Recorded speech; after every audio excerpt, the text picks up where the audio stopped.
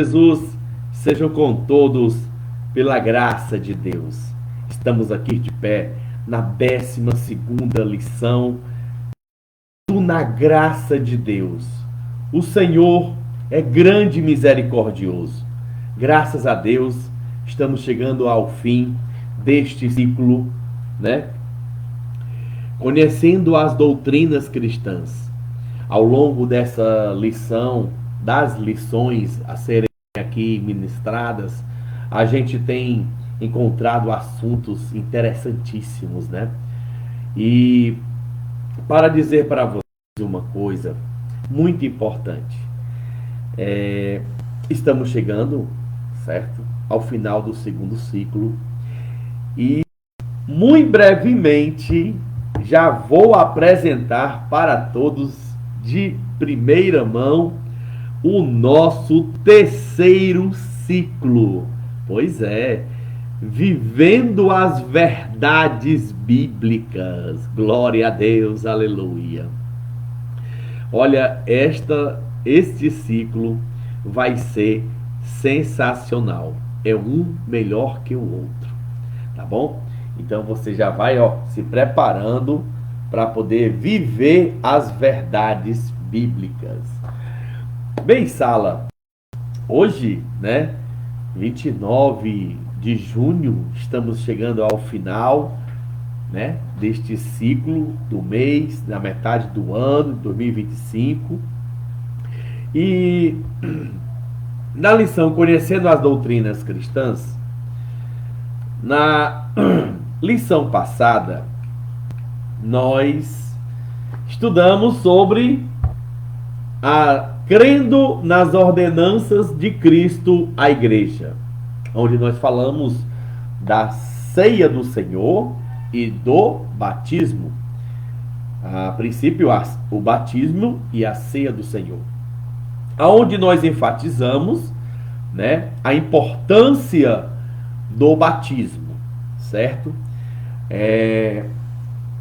Nós temos casos como o eunuco, né, da rainha de Candace, onde ele estava de costume dele, todos os anos ele ia a Jerusalém para adorar e ele tinha acesso às escrituras. Vale salientar que naquele período ter as escrituras, ter alguma coisa, né, do povo de Israel era muito difícil. Qualquer escritura que você viesse a ter, era de difícil tê-la, o acesso. E outra, você tinha que ter gastado ao longo da sua vida grandes quantidades de dinheiro pagando eruditos, professores, escribas para lhe ensinar a ler. Ler era um privilégio para poucos. E hoje você tem essa oportunidade de ter acesso ao conhecimento, ter acesso à palavra de Deus. E aquele homem desejou ser batizado ao conhecer Jesus através de Filipe, né, que o explicou lá na passagem de Isaías, capítulo 53, em que falava sobre aquele homem em que as suas feridas nos sarariam dos nossos pecados, e ele, quando soube que era Cristo, ele quis se batizar. E quando Filipe o orientou sobre o batismo, ele viu uma grota d'água, uma poça d'água, e disse: algo me impede de eu me batizar ali? E ele disse: se tu crer. E ele diz: eu creio. Então pronto, esta decisão tem feito transformações na vida de milhões de pessoas.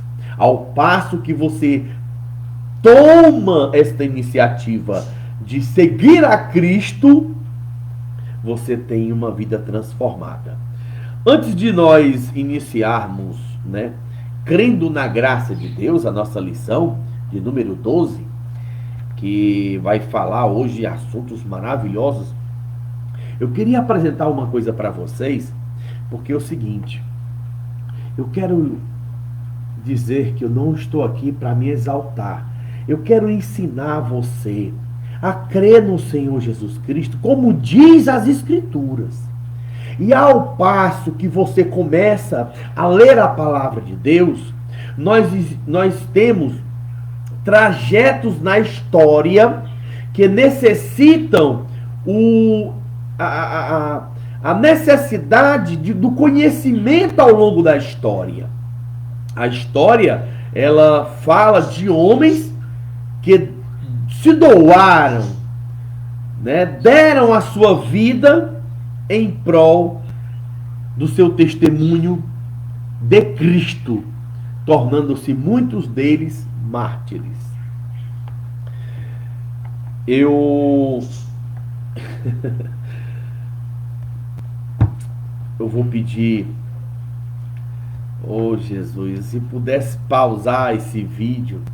Eu me esqueci de colocar os lourinhos australianos ali mais distante. Vocês me dão licença de 30 segundos, por favor, porque esses lourinhos australianos são pentecostais.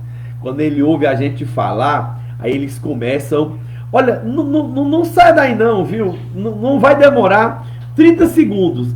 Porque quando eu começar a falar aqui, eles vão começar a cantar. Se lá onde eu coloco eles ficam cantando, imagine aqui. Por favor, me perdoe. Me perdoe eu ter que me sair agora. Olha, não dá 20 segundos. Vamos contar? 20 segundos. 1, 2, 3, 4, 5, 6, 7, 8, 9, 10, 11, 12, 13, 14, 15, 16, 17, 18, 19, 20, 21, 22, 23,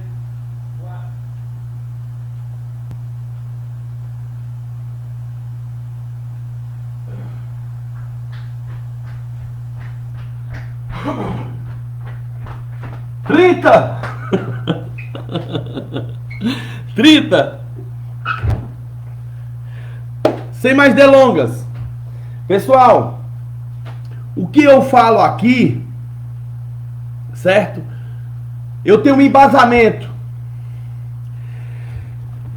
Eu não tenho só a Bíblia Sagrada, que me traz o conhecimento e as coisas que aconteceram. Antes de nós entrarmos na lição, eu quero tocar nesse assunto bem sério mesmo, porque há céticos, há pessoas que não acreditam, acham que nós falamos de uma maneira a criticar, a uma maneira a apontar alguns comportamentos descristãos, incrédulos, de falsos irmãos, de falsos apóstolos, de pessoas que não têm compromisso com a verdade, e muito menos compromisso com a palavra de Deus, e com a nossa história. A nossa história é belíssima. A nossa história, ela tem traçado ao longo do tempo muitos testemunhos maravilhosos de pessoas que deram a sua vida para trazer o Evangelho, para poder chegar até você, esta oportunidade no qual eu aqui estou falando com você. Como também tivemos muitas decepções, como tivemos muitas vergonhas ao longo da história, começando por a primeira, né? Judas Iscariote, que traiu Jesus. Sabemos que Judas Iscariote foi o primeiro homem a cobrar para mostrar Jesus. Hoje na história, quantas pessoas você está vendo cobrar para mostrar Jesus para você? De que maneira você está se aproximando hoje de Cristo para poder tomar o conhecimento? Olhe, eu não estou aqui para me promover, eu não estou aqui para poder querer dizer que sou melhor do que ninguém. Eu estou aqui para trazer a verdade. Esta responsabilidade eu recebi do Senhor, ao ponto de que no momento que você busca o conhecimento, você tem que transmitir o conhecimento. Você não pode ficar só para você. Então, e eu ter o conhecimento, em saber da história, tanto da palavra de Deus, como de livros, eu vou mostrar hoje para você uma coisa, talvez que você vai marcar a sua vida. Vai marcar a sua vida, vai marcar a história. Se eu não falar muito, se não duvidar muito, vai marcar a história da igreja. Esse pequeno espaço aqui, você que vai receber esta palavra, vai marcar a história da igreja. Se prepara aí, vai recebendo.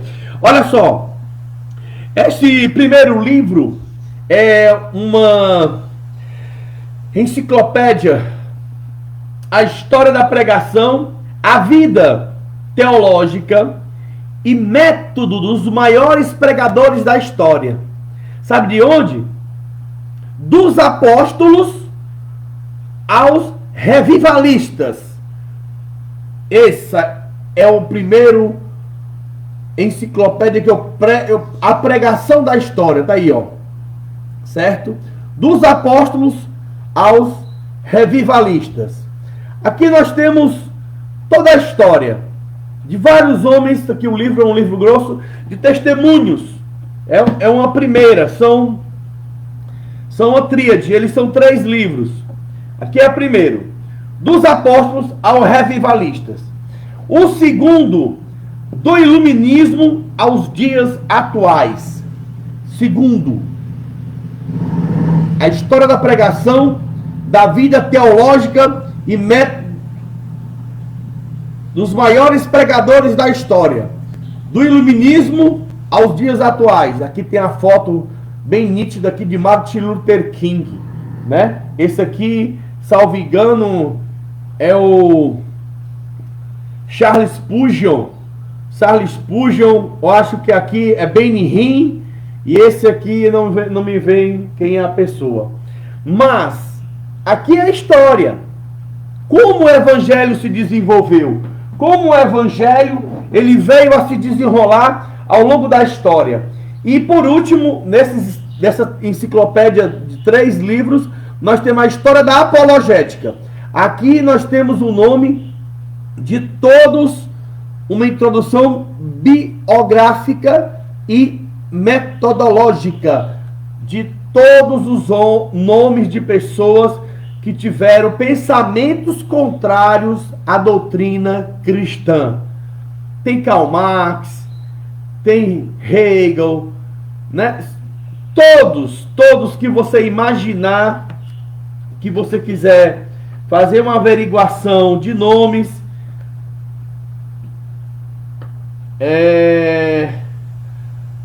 vou aqui ver alguns nomes conhecidos para vocês.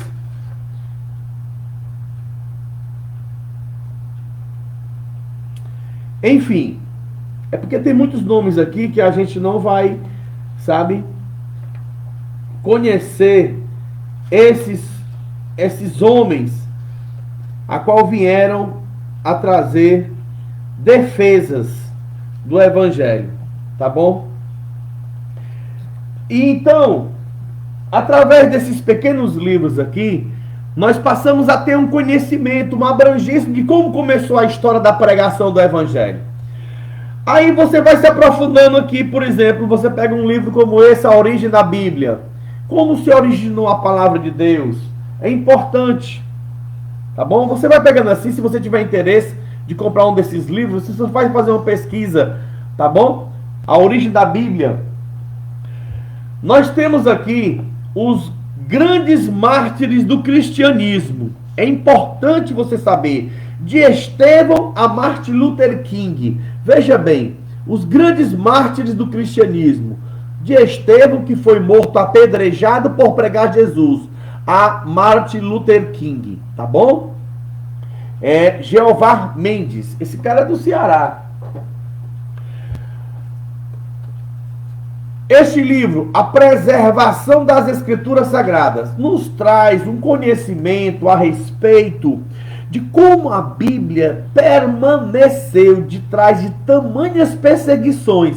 Não só bastava perseguir os pregadores dessa palavra, tanto na patrística, como também no período dos apóstolos, no período do revivamento, como também as escrituras sagradas eram queimadas de montões, né? Temos a história de Martinho Lutero, onde foi queimada João Hus. O João Hus, o seu corpo foi exumado e pela ordem papal, e seu corpo teve que ser queimado junto com todos os seus livros, em testemunho que ele era um herege. Então, como as escrituras permaneceram ainda hoje para estar na sua mão. Vai vendo, vai pegando. Esse livro aqui, Kendall, o que aconteceu com o Evangelho? O que aconteceu com o Evangelho? Certo? Este livro, ele fala sobre o comportamento das igrejas hoje, tá? Esse livro aqui, o que aconteceu com o Evangelho. Cristianismo sem Bíblia, Loney Ramos.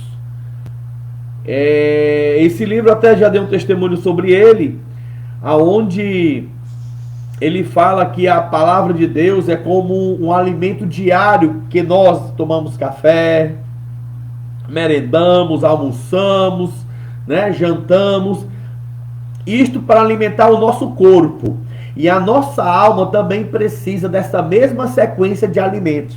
Tomar o café da manhã e assim por diante, né? Almoçar. Ele fala do cristianismo sem Bíblia, que a importância do alimento da palavra de Deus para a nossa alma é subimportante para nós.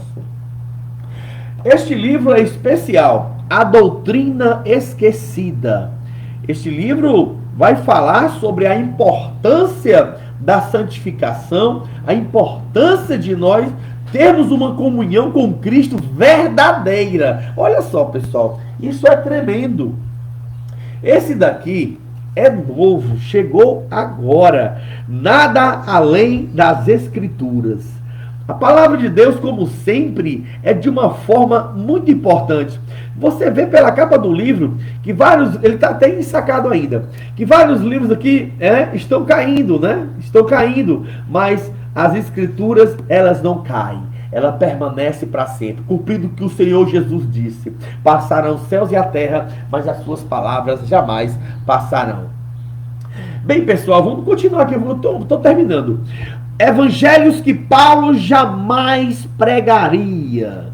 Esse livro vai impactar sua mente a respeito hoje do que nós estamos vivendo, passando a respeito dessas mensagens, que tipo de pregação nós estamos ouvindo hoje em dia. Esse livro eu recomendo para que você possa abrir seu entendimento sobre o Evangelho de Cristo. Agora nós vamos começar na parte mais importante que eu quero chegar. Enviados por Deus, de Daniel Berg. O Diário de um Pioneiro, né? Esse aqui é enviado por Deus, Daniel Berg. Ele conta toda a sua história, né? De quando ele chegou no Pará. Temos Diário de Pioneiro de Gunnar Vingre. Gunnar Vingre, ele teve muitas enfermidades por causa da malária. Um mosquitinho tão pequenininho, né, irmãos? Pois é, ele teve várias dificuldades com o Evangelho. Então ele aqui, Gunnar Vingre, ele teve que ir embora, porque ele não suportava, ficou muito debilitado, e é um mosquito que mata muitas pessoas, certo? E ele foi acometido por 2 vezes a malária, e ele quase não resistia. Já nós falamos mais dele. Esses são os fundadores das Assembleias de Deus aqui no Brasil. Não sabiam falar português, mas pregavam o Evangelho, desafiavam todas as dificuldades para trazer o Evangelho do nosso Senhor Jesus Cristo. Bem, pessoal, agora vamos começar aqui, 90 anos, história da Igreja Mãe das Assembleias de Deus no Brasil. 94 anos de Pentecoste, partir do pão. Eu não sei se eu escrevi, não escrevi. Eu comprei este livro em Samuel Câmara, é o autor É ele mesmo, que fala sobre a importância. O pastor Samuel Câmara foi que comprou esse livro direto do Pará, tá bom? Sobre todos os líderes que passaram. Fragmentos da história do Evangelho no Ceará, Carlos Castro. Fragmentos da história, fala ali de Tapajé e outras igrejas mais. Tá bom? Olha aí, ó. Da sementeira presbiteriana ao movimento pentecostal. Tá bom? Gunavingre no Ceará, 40 dias de avivamento pentecostal. A passagem de Gunavingre em Tapajé. Aí tem aqui um livro, 40 dias de avivamento pentecostal, contando a história. Esse livro é uma relíquia, tá bom? Conta a história da passagem desse homem de Deus, onde fez muitas coisas aqui no Ceará. Nós temos, aqui é uma outra relíquia, ao irmão Luiz Gustavo Carlos Castro. Tem história e tudo, irmãos. Foi no ano, aqui, ao irmão Luiz Gustavo, né? Ao irmão Luiz Gustavo, 70 anos de movimento pentecostal em Messejana. Isso foi em 2014, tá?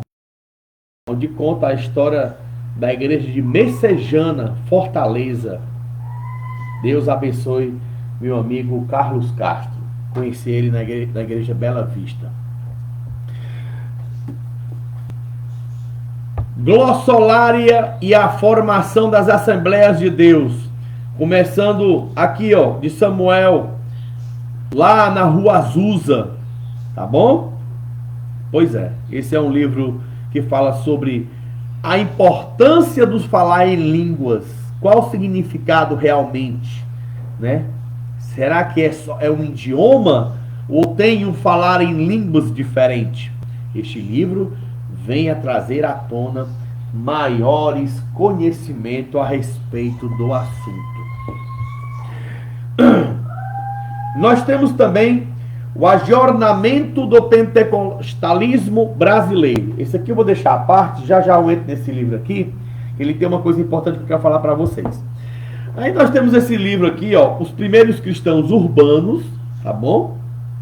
O Mundo Social do Apóstolo Paulo. É muito importante conhecer o trabalho do apóstolo Paulo nesse período, né, no meio dos cristãos urbanos.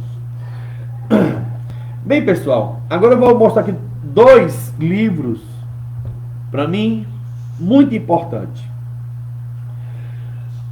Discipulado, Dietrich Bonhoeffer.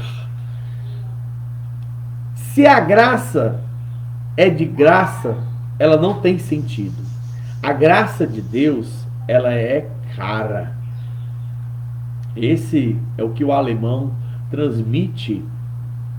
Esse daqui foi indicativa de um professor que eu conheci, muito me maravilhei da sua palestra, professor, pastor Ladigelso dos Santos.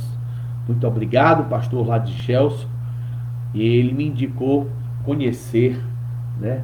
Foi em 2013, aqui, 2013, Dietrich Bonhoeffer, né? O Discipulado. Esse livro vai abrir seu entendimento sobre essa performance de cristão, né? Que a graça, se ela é de graça, ela não tem graça. Então, a graça de Deus, ela tem um preço caríssimo.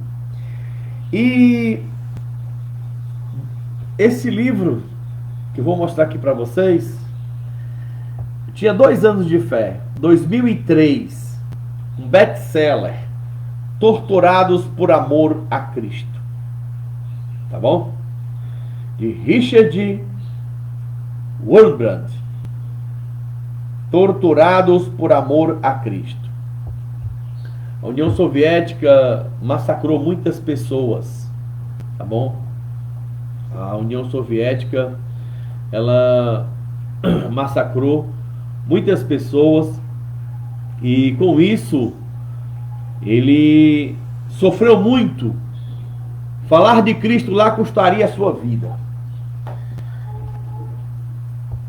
Sobre este livro aqui, o Ajornamento do Pentecostalismo Brasileiro, o que aconteceu aqui?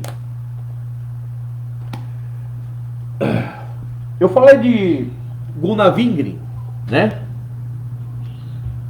De Gunnar Wingren teve a sua esposa, que muito colaborou para o evangelho, chamada Frida Virg.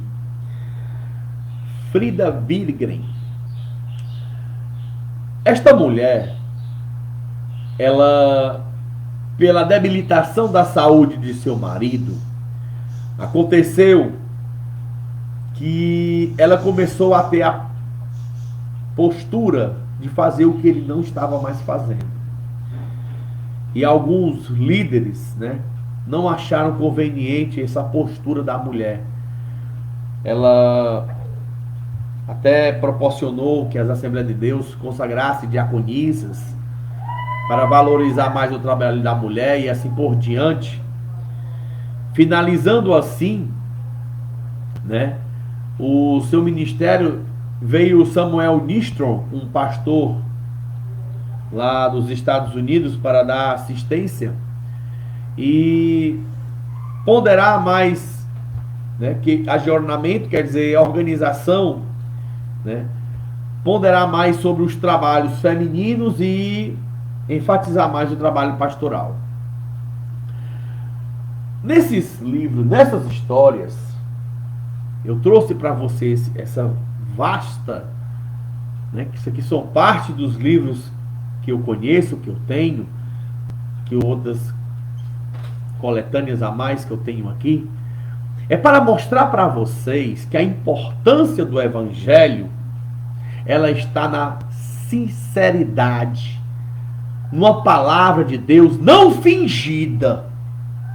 Porque o que acontece, como o apóstolo Paulo bem dizia, que ele estava fugindo do que eram perseguidos por falsos irmãos. E ao passo de que eu falei na lição passada da igreja ter um comportamento, né, sobre fins lucrativos, eu não deixo de falar. Eu não vou, ninguém vai, não são algumas pessoas que vão calar a minha boca. Porque se eu dou testemunho da verdade, eu não devo me envergonhar do evangelho. Ninguém está aqui me pagando por trás para falar a verdade. Porque verdadeiramente, assim como diz lá em Romanos, que o nome de Deus é blasfemado por causa de pastores que têm comportamentos mercenários, corruptos, que não têm compromisso com a verdade. É por isso que não está se vendo mais batismo com o Espírito Santo dentro das igrejas.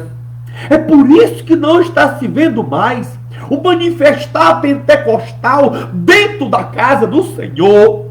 E as pessoas estão vivendo uma frieza espiritual ocasionado por uma falta de palavra, uma falta de pregação da palavra de Deus, uma mensagem salvífica, uma mensagem de fé, uma mensagem que salva, uma mensagem... Hoje nós temos muito mais acesso a uma palavra que transforma, a uma palavra que liberta, mas ao ouvir, eu participei de muitos cultos aonde a pregação ocasionava batismo com o Espírito Santo, e hoje não se vê mais, porque o pecado está tomando de conta dos púlpitos da igreja. Os líderes estão perdendo a responsabilidade de trazer a verdade do evangelho, mas Deus vai cobrar de cada um que estão com prostituição, com mentira, com ganância, com roubo, com engano na casa do Senhor. Ele vai matar, ele vai tirar esses corruptos, esses falsos apóstolos, para que o evangelho cresça e você se apague.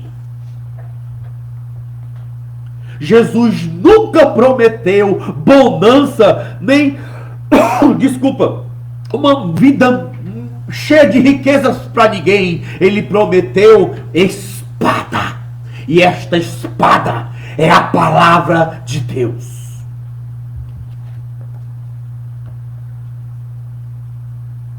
Você sabe que quando a verdade bate,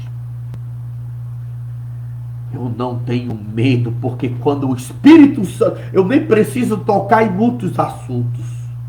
Porque quando o Espírito Santo de Deus bate, ele fala dentro de você. Porque Frida Virg foi enviada de volta para a Suécia. E lá, para eles calarem a boca dela, jogaram ela no manicômio para poder ser tida como louca, porque tinha um comportamento pentecostal e falava em línguas, profetizava e tinha um poder de Deus diferenciado. Aí acham que poder tacar o pé de elefante na cara de alguém para poder calar a boca, acha que isso é o suficiente. Até hoje na história, em todos esses livros que eu mostrei aqui, nunca quiseram, nunca conseguiram calar a boca da igreja, calar a boca dos profetas de Deus. Até poderiam tacar algema no braço de Paulo, mas ele disse: a palavra de Deus não está presa. A palavra de Deus não está presa. E o poder do Evangelho, ele vai além do que tu imagina. Porque operando Deus, quem impedirá? Quando Deus quer operar, Ele quer diferença. Ele quer alguém que se entregue de espírito e verdade, para que possa gozar dos bens, gozar da alegria do Espírito Santo na vida daquele que eu abro o coração e diz: Maranata, ora vem, Senhor Jesus. Deixa Deus trabalhar na tua vida. Esta lição aqui não é de qualquer maneira, não, meu irmão. Aqui é um compromisso, é com o Evangelho e com o céu.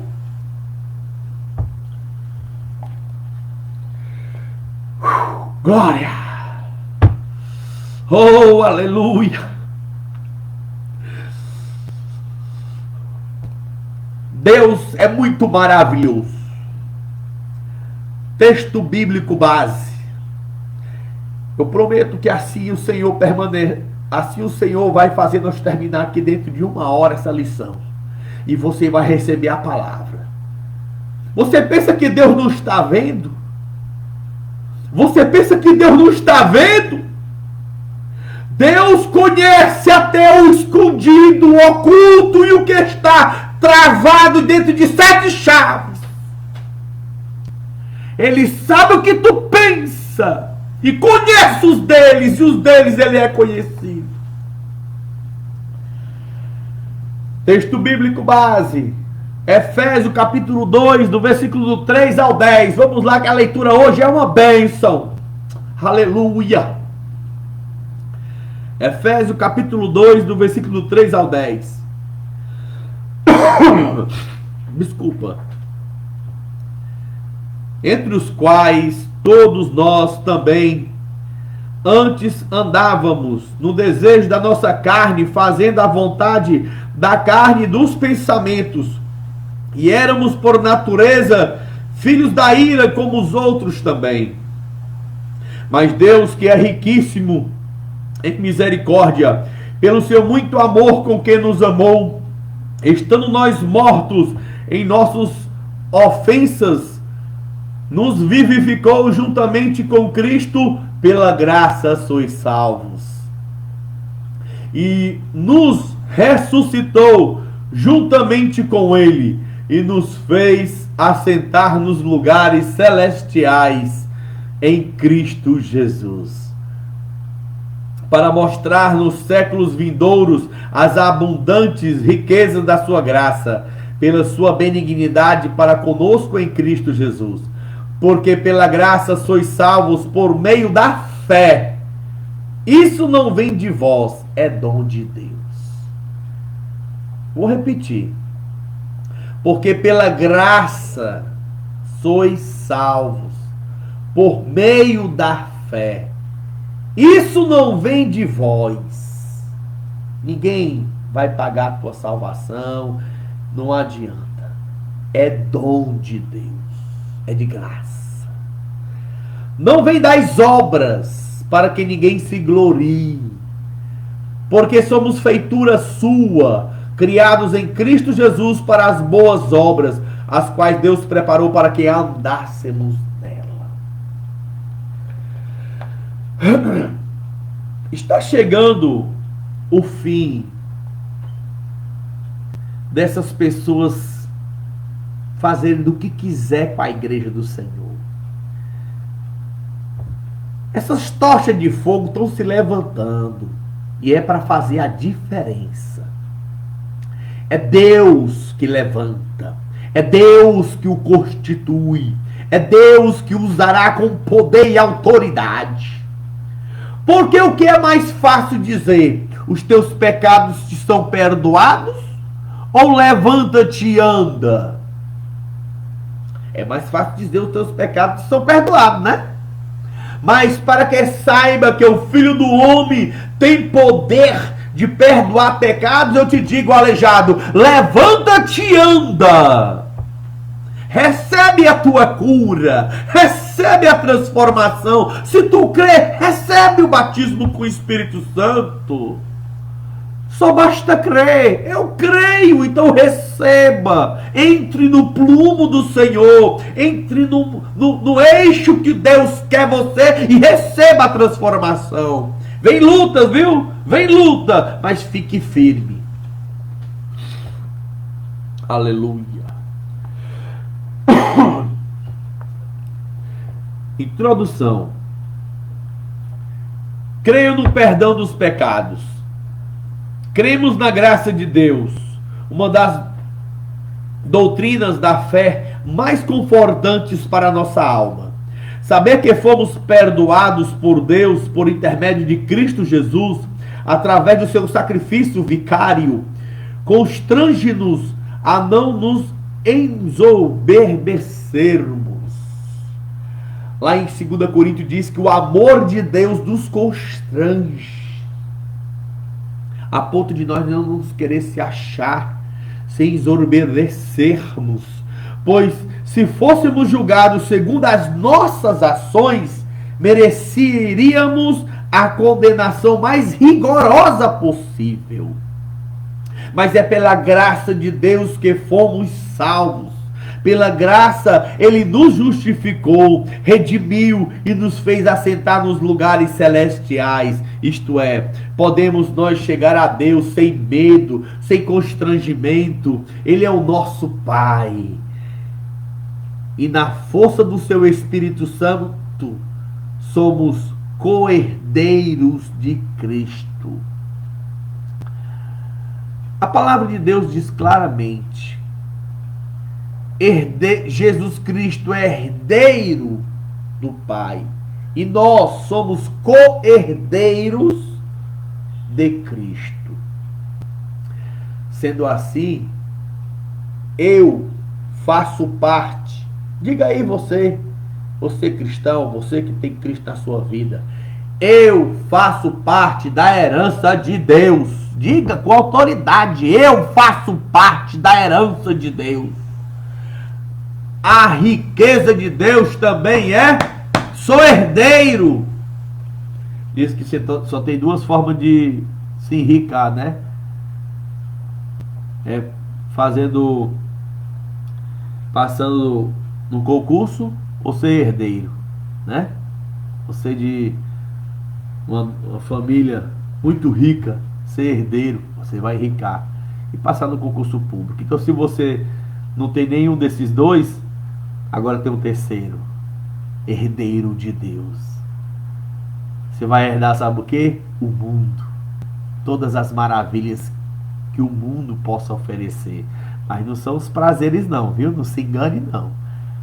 É a alegria, é a paz, é o sossego. Você pode comprar uma cama, mas se você não tiver o sono, o que adianta ter uma cama boa? O que adianta? Você comprar uma casa, imobiliar toda, hein? E não ter paz. Que adianta você ter o melhor banquete de alimento, né? Tudo que tem num banquete, mas tem um ódio, a ganância, a raiva. Não consegue comer, não consegue morar numa casa sem paz, só tem briga. Jesus, ele veio para trazer a paz. Jesus disse: em mim tenhais paz, no mundo tereis aflições, mas tem de bom ânimo, eu venci o mundo. Aleluia, glória a Deus. A salvação é fruto da graça de Deus, amados. Primeiro parêntese, o engano da autojustificação. Nas religiões pagãs, as pessoas precisam praticar uma série de rituais em relação ao seu próprio corpo, apresentar-se oferendas e cumprir uma agenda religiosa a fim de se autojustificar. Sacerdotes e líderes dessas religiões, a partir desse ativismo religioso, determinam que será ou não salvo. Quem será ou não salvo? Como se eles tivessem a capacidade de lançar pessoas no inferno e tirá-las de lá. Realmente as religiões, né, acham que é como esse comportamento governamental, que a pessoa acha que pode botar alguém para trabalhar e se não gostar daquela pessoa, tira do emprego. Não é bem assim, né? O reino de Deus não é como a vontade dos homens, que determinam religiões e dizem quem faz parte da minha igreja ou não. Meu irmão, nós somos colaboradores do Evangelho de Cristo. Você não tem a chave. Você não tem a chave do céu para dizer quem entra ou quem deixa de entrar, não. Olha, Jesus Cristo disse que recebeu um mandamento do Pai, que as suas ovelhas conhecem a sua voz e elas as conhecem, a voz do bom pastor.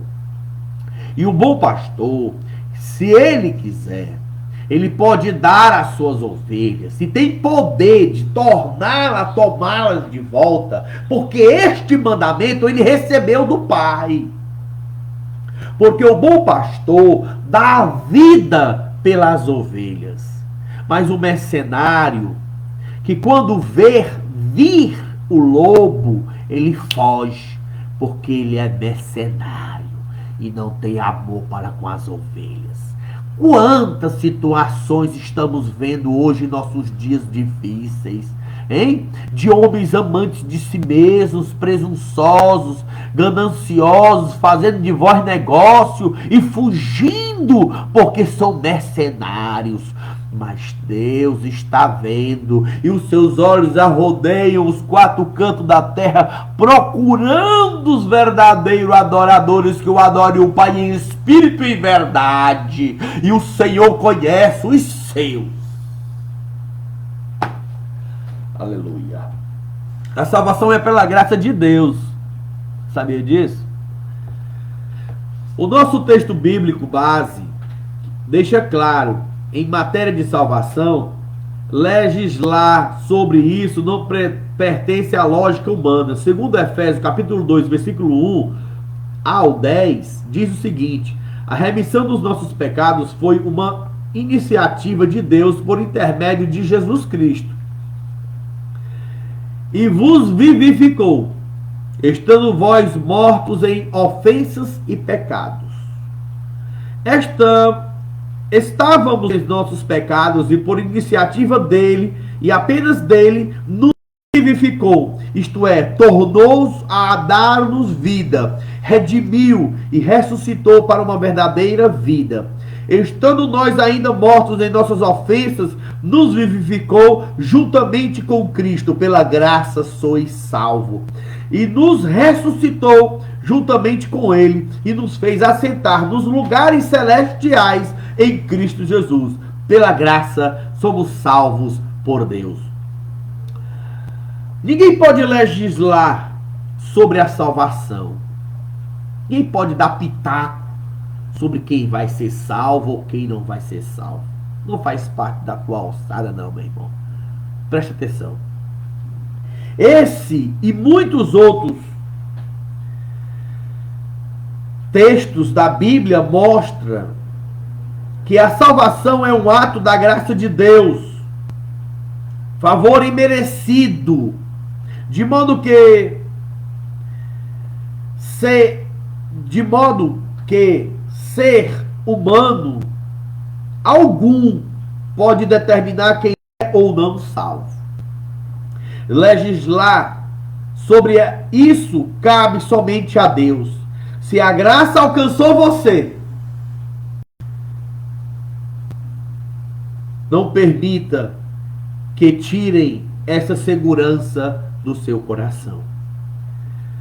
Talvez você esteja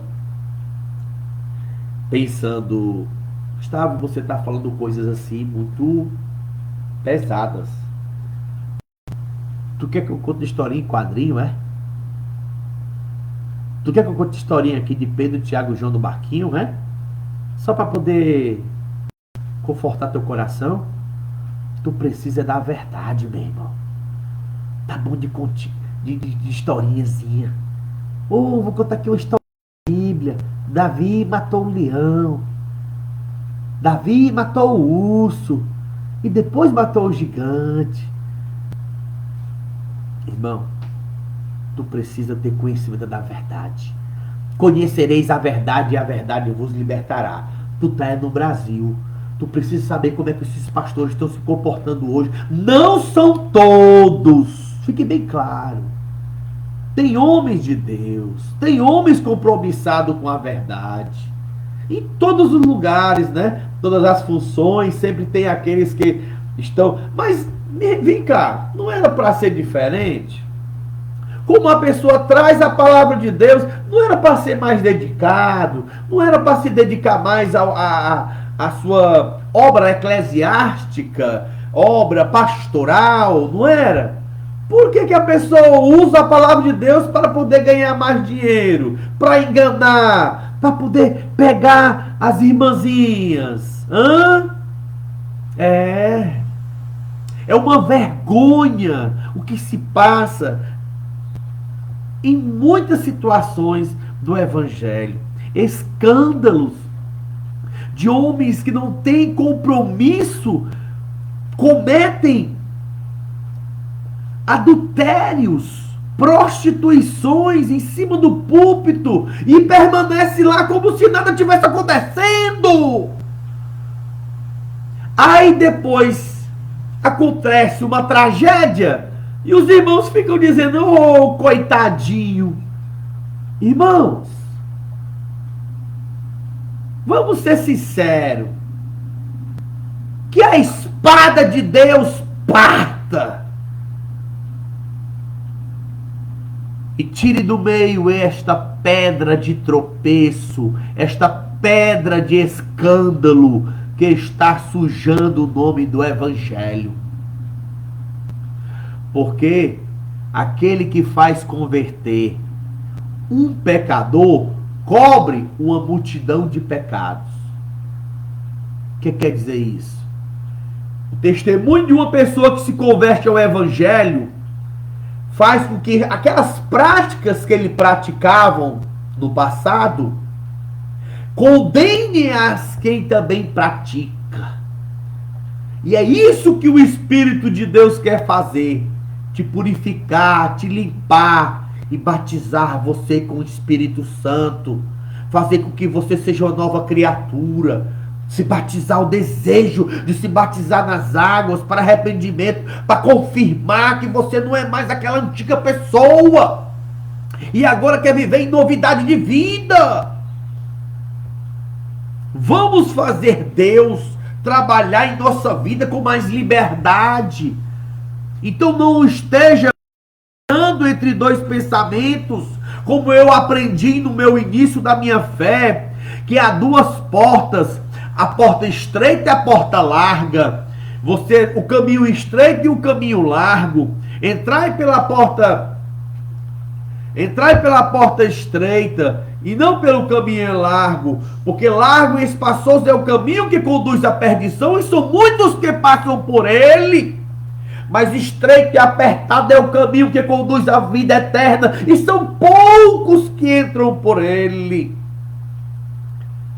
Ninguém pode servir a dois senhores, ou há de agradar um e desprezar o outro, ou se devotará a um e aborrecerá o outro. Não podeis servir a Deus e a Mamon.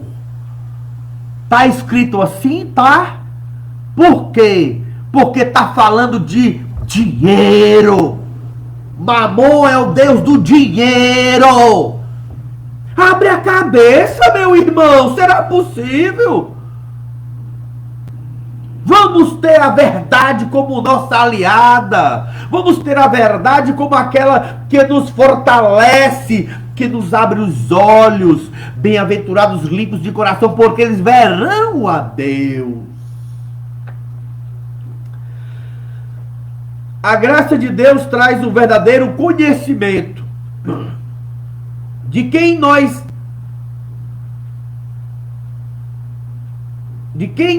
éramos. A graça de Deus revela-nos que éramos pessoas escravas dos nossos sentimentos egoístas e mesquinhas,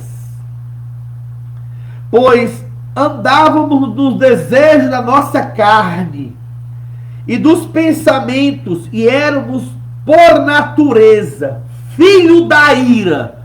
Não é filho de Deus, como há muitos dizem. Todo mundo é filho de Deus. Acabou com essa história, viu? Filho da ira. O ser humano por si só tem uma inclinação para o mal. A graça de Deus conscientiza-nos disso com vigor. Nenhum ser humano se rende a tal verdade se a graça de Deus não o impactar. Pois quem em sã consciência assumirá: sou mesquinho, sou mau, maquinei o mal contra o meu próximo, odeio você. Só a maravilhosa graça de Deus encoraja-nos para isso, de confessarmos o que nós somos.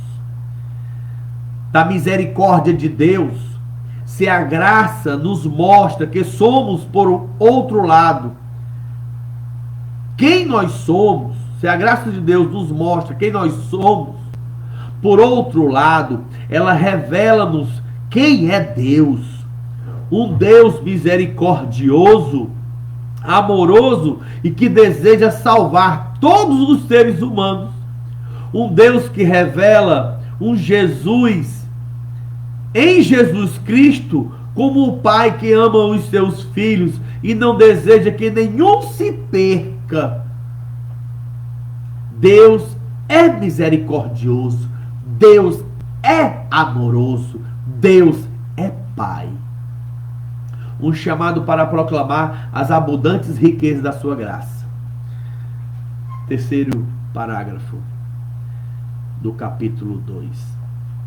A graça de Deus nos conscientiza de que somos e quem Deus é. Quem é você? Quem é Deus? Mas também nos chama a proclamar a sua riqueza para a humanidade. A operação desse dom de Deus não se limita a nós. Ele quer que todos se salvem. Portanto, uma obrigação nos é imposta. Qual é?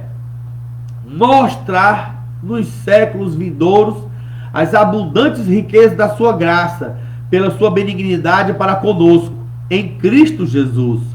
Por isso, Ele nos vivificou juntamente com Cristo e nos ressuscitou com Ele, e nos fez assentar nos lugares celestiais em Cristo Jesus, quando estávamos ainda mortos em nossas ofensas, pela graça sois salvos.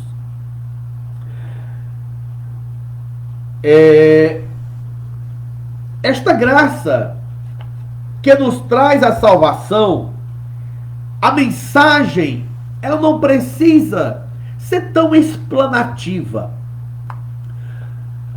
Vou te dar aqui um exemplo. Aquele homem baixinho, Zaqueu, ouviu falar de Jesus, ouviu dos feitos de Jesus e as pessoas que recebiam o perdão. De repente, aquele homem queria ver, somente ver. Eu não sei a que ponto o que sentem quando você tem aquela curiosidade de ver alguma pessoa famosa e que você sabe que aquela pessoa famosa vai passar perto da sua casa ou ela vai passar na sua cidade, né? Temos aí ex-candidatos aí que ex-antigos candidatos que quando passam por cidade juntam multidão de pessoas, artistas que se juntam pessoas à porta do hotel para tão somente olhar para aquela pessoa.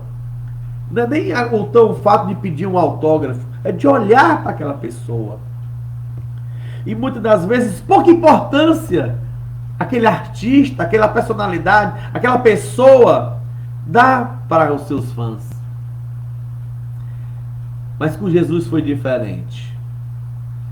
Em meio àquela multidão, ele não conseguia se aproximar, nem tampouco olhar por alto, porque ele tinha pequena estatura, em torno de 1,50 m. Era baixinho. E ele teve uma ideia. Passando por perto, ele calculou que na estrada tinha um pé de figueira brava. E ele disse: eu vou subir daquela figueira e ele vai passar por baixo, eu vou ter um espectador ali, ver ele bem de perto assim, de cima. E ali ele fez, correu, foi lá e subiu. Quando Jesus passava, ele para. A multidão para junto. Olha para cima. Zaqueu, desce depressa. Hoje eu quero jantar na tua casa. As pessoas, meu Deus, e ele desceu alegre. E ele foi, preparou o jantar e tudo, e aqueles discípulos, os apóstolos, todo mundo lá reunido. E Zaqueu servindo ali, né, com aquela alegria, comida, bebida, né, se alimentando. Ele chega para Jesus e disse: mestre, olha, eu quero dizer que a partir de hoje, a quem eu der o farol bem, eu restituirei, né? Eu vou dar metade da minha riqueza, eu vou distribuir aos pobres. E quem eu defraudei, eu vou restituir 4 vezes mais. Jesus olhou e disse: entrou salvação nesta casa. Olhe que ele teve uma atitude. Ele era ladrão. Ele proporcionaria ao longo de sua história de roubo a metade da sua riqueza, ele daria aos pobres, porque ele sabia a necessidade que os pobres tinham. E aquele havia defraudado, enganado, ele restituiria 4 vezes mais. Jesus disse: entrou salvação nesta casa, porque este também é filho de Abraão. Estava perdido e foi achado. É isto que Deus quer fazer em nossa vida. Mas nós precisamos de uma atitude. Não podemos ficar tão somente parados, ver as coisas acontecerem. Deixe Cristo entrar na sua vida e faça parte da transformação. Perdoe. Peça perdão, deixe a maldade de lado e se envolver coisas financeiras, devolva, restitua. Se tiver abundância de riqueza, se for o caso, dê a metade do que você tem. Se foi ilicitamente, foi o que ele fez, que ele teve a riqueza ilícita, devolveu a metade que tem, dando para os pobres. Só ficou mesmo com que ele poderia sobreviver, ele e a família dele. Ganhou a salvação, meu irmão. A graça é um dom de Deus para viver boas obras. A graça é dom de Deus. No versículo 8 do nosso texto bíblico base, o apóstolo Paulo reitera mais uma vez: porque pela graça sois salvos. Isso não vem de vós, é dom de Deus. Não pode haver dúvida quanto a isto. A salvação é dom de Deus, um presente que ele nos deu. Uma prova também que devemos depender inteiramente dele. Nunca deposite uma confiança demasiada no ser humano. Nunca.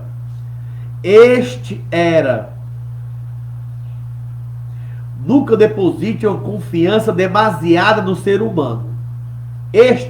O ser humano, ele erra. Ele é imperfeito e pode nos decepcionar, como vem decepcionando. Mas o Deus Trino não nos decepciona. Ele conhece por dentro, por fora, tudo vem dele pela graça. Um chamado para viver em boas obras. Não fomos salvos pelas boas obras. Tá? Não fomos salvos. Você não vai ser salvo pela caridade. É importante você fazer caridade, ver quem precisa, ajudar quem necessita. É importantíssimo. Mas isso não é salvação. Do mesmo jeito, se você é dizimista, não é o dízimo que vai te trazer salvação. Se você é um grande ofertante, colabora demais na casa do Senhor, não é isso que vai te trazer salvação. Tá bom? Não fomos salvos pelas obras, pelas boas obras, mas somos salvos pela praticá-las. Para praticá-las. Não somos salvos pelas boas obras, mas somos salvos para praticar as boas obras. Isto é tão sério que as Escrituras mostram que algumas pessoas podem questionar a nossa posição de salvo em Deus, se não apresentarmos as obras dignas de arrependimento. Olha só. Vamos ler. Lucas.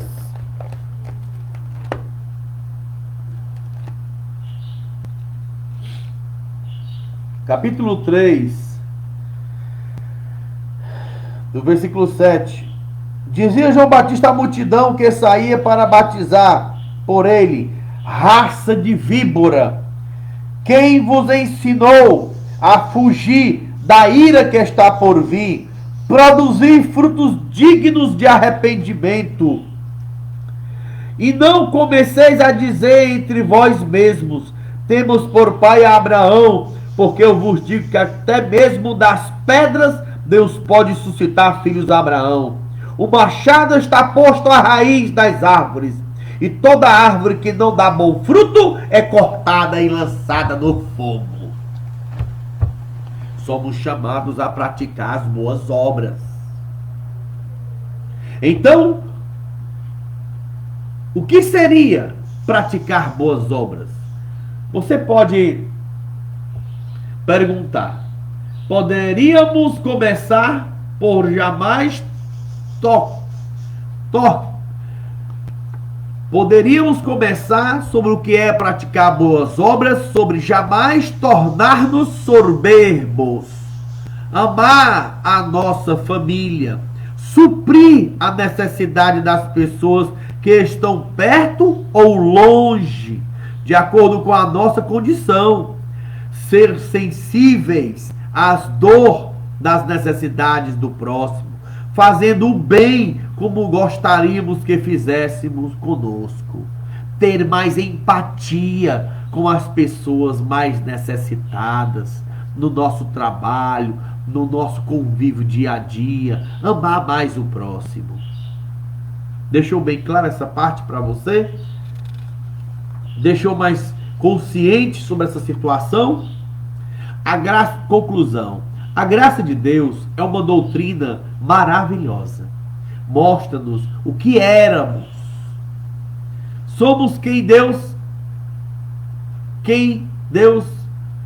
somos e quem é Deus. Mostra-nos quem éramos e somos e quem é Deus. Misericordioso, justo e compassivo. Que a graça de Deus encoraje você a viver uma vida de verdade em Deus, com o objetivo de proclamar a todo ser humano as riquezas da sua abundante graça, pois é como nos diz o coro de um belo canto: graça, graça, a mim basta a graça de Deus, Jesus. Graça, graça, a mim basta a graça de meu Jesus. Graça, graça, a graça eu achei em Jesus. Que Deus abençoe a todos em nome de Jesus. E esta foi mais uma lição. Até o próximo domingo, se assim Deus permitir.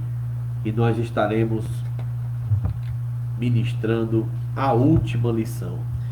Olha, pessoal, eu peço a vocês que não se admire assim de ter um comportamento para poder trazer a verdade.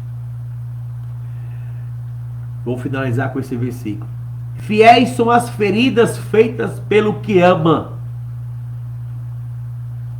mas os beijos de quem não ama, enganosos são. Que Deus abençoe e até a 13ª lição. Crendo na ressurreição do corpo e na vida eterna.